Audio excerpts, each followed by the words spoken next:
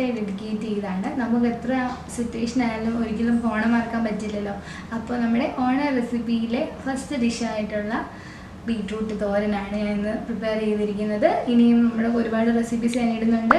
അപ്പോൾ നിങ്ങളെല്ലാം തീർച്ചയായിട്ടും കാണണം. അതുപോലെ ചാനൽ സബ്സ്ക്രൈബ് ചെയ്യാൻ തീർച്ചയായിട്ടും മറക്കരുത്. വീഡിയോ ഫുള്ളായിട്ട് കാണാം. ഓക്കെ, സ്പെഷ്യൽ ബീട്രൂട്ട് തോരൻ ഉണ്ടാക്കാൻ തുടങ്ങിയാലോ? നമുക്ക് ആദ്യം നമ്മുടെ സദ്യ വിഭവം എന്ന് പറയുമ്പോൾ നമുക്ക് വെളിച്ചെണ്ണയാണ് യൂസ് ചെയ്യേണ്ടത്. അപ്പം നമുക്ക് ഇത്തവണത്തെ സദ്യ വിഭവങ്ങളിൽ ആദ്യം നമുക്ക് തുടങ്ങുന്നത് ബീട്രൂട്ട് തോരനിൽ നിന്നാണ്. നമുക്ക് ബീട്രൂട്ട് തോരൻ ഉണ്ടാക്കാൻ തുടങ്ങാം. അതിനുവേണ്ടി ഒരു പാൻ എടുക്കുക, കുറച്ച് എണ്ണ ഒഴിച്ച് കൊടുത്തു. ഇനി എണ്ണ ചൂടായി വരുമ്പോഴത്തേന് നമുക്ക് കുറച്ച് കടുകൊക്കെ ഇട്ട് പൊട്ടിക്കാം. എണ്ണ ചൂടായിട്ട് നമുക്ക് കടുകിട്ട് പൊട്ടിക്കാം. കടുകിട്ട് കൊടുക്കുവാണ്. 1/4 ടീസ്പൂൺ കടുകിട്ട് കൊടുത്തിട്ടുണ്ട്. അതിൽ ആ കടുക് ഒന്ന് പൊട്ടി കഴിയുമ്പോഴത്തേക്കും ഞാനിവിടെ ഒരു ചെറിയ രണ്ടല്ലി വെളുത്തുള്ളി അരിഞ്ഞ്, ഒരു പച്ചമുളക് കീറിയത്, ഒരു വറ്റൽമുളക്, കുറച്ച് കറിവേപ്പില. നമ്മുടെ നാടൻ വിഭവങ്ങൾക്കെല്ലാം കറിവേപ്പില മസ്റ്റാണ്. പിന്നെ ഒരു ചെറിയ സവാള പൊടിയായിട്ട് അരിഞ്ഞത്, കൊച്ചുള്ളി ഉണ്ടെങ്കിൽ അതാണ് ഏറ്റവും ബെസ്റ്റ്. ഇനി കടുക് പൊട്ടി വരുന്നുണ്ട്. അല്ലെങ്കിൽ നമുക്ക് ഇതെല്ലാം കൂടിയിട്ട് വഴറ്റിയെടുക്കാം.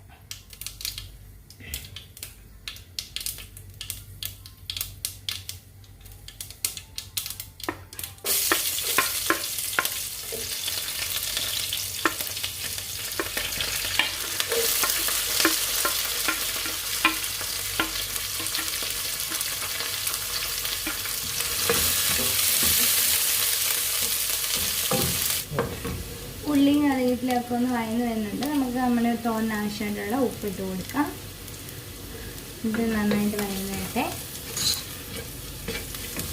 ഇനി ഇതിലേക്ക് നമുക്ക് തോരന് ആവശ്യമായിട്ട് കുറച്ച് മഞ്ഞൾപ്പൊടി ഇട്ട് കൊടുക്കണം. അത് ഇട്ട് കൊടുക്കാം.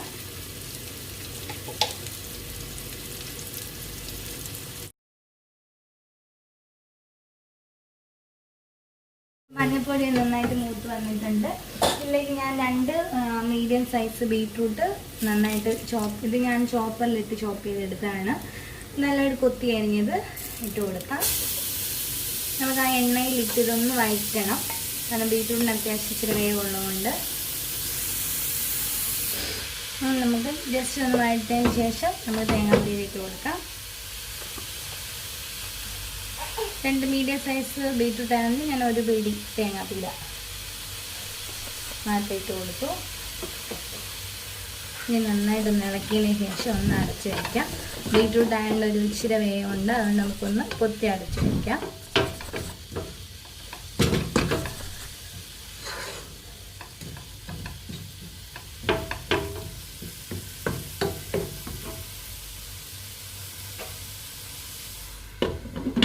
തീ കുറച്ച് വയ്ക്കുക. എന്നിട്ടൊരു അടച്ച് വെച്ചൊരു 5 മിനിറ്റ് ഇതൊന്ന് ആവിയിൽ വേകട്ടെ.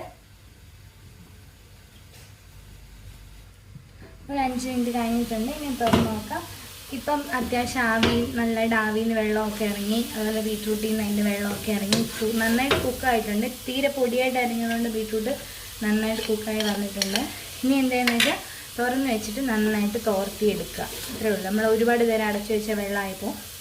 ഇനി തുറന്ന് വെച്ച് ഒരു മീഡിയം തീയിലിട്ടിട്ട് ബീട്രൂട്ട് നന്നായിട്ട് തോർത്തിയെടുക്കണം. അപ്പോൾ ആ വെള്ളമയം പിടിച്ചിരിക്കുകയല്ല, നല്ല ഡ്രൈ ആയിട്ട് കിട്ടുകയും ചെയ്യും.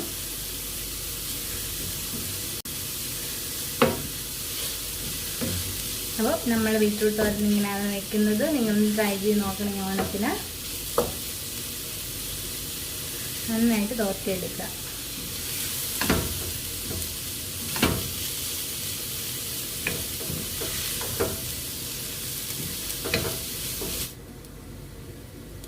അപ്പോൾ നമ്മുടെ ബീട്രൂട്ട് തോരൻ റെഡി ആയിട്ടുണ്ട്. ആവിയിൽ കുക്ക് ചെയ്തിട്ട് നമ്മൾ തുറന്ന് വെച്ചതിന് ശേഷം നന്നായിട്ട് തോർത്തിയെടുക്കും. വളരെ എളുപ്പമല്ലേ തോരനൊക്കെ ഉണ്ടാക്കാൻ, എന്ത് ഈസി ആയിട്ടുള്ള റെസിപ്പിയാണ്. അപ്പം നിങ്ങളും ഈ തവണ തീർച്ചയായിട്ടും ട്രൈ ചെയ്ത് നോക്കുക. നമുക്ക് തീ ഓഫ് ചെയ്യുക. ഉപ്പൊക്കെ കറക്റ്റാണോ നോക്കുക. അധികം മസാലാസ് ഒന്നുമില്ല. വെളിച്ചെണ്ണയൊക്കെ ഇട്ട് നമ്മൾ എടുത്തുകൊണ്ട് അതിൻ്റെ നല്ല പ്രത്യേക മണമൊക്കെ ഉണ്ട്. അത് തീർച്ചയായിട്ടും ബീട്രൂട്ട് തോരൻ നിങ്ങളുടെ സദ്യയിൽ ഉൾപ്പെടുത്താൻ ശ്രമിക്കുക. അപ്പോൾ നമ്മുടെ വീണ്ടും അടുത്ത ഓണം റെസിപ്പീസായിട്ട് വരുന്നത് വരെ ബൈ ബൈ ഫ്രം റീമാസ് ടേസ്റ്റ്മെയ്ഡ്.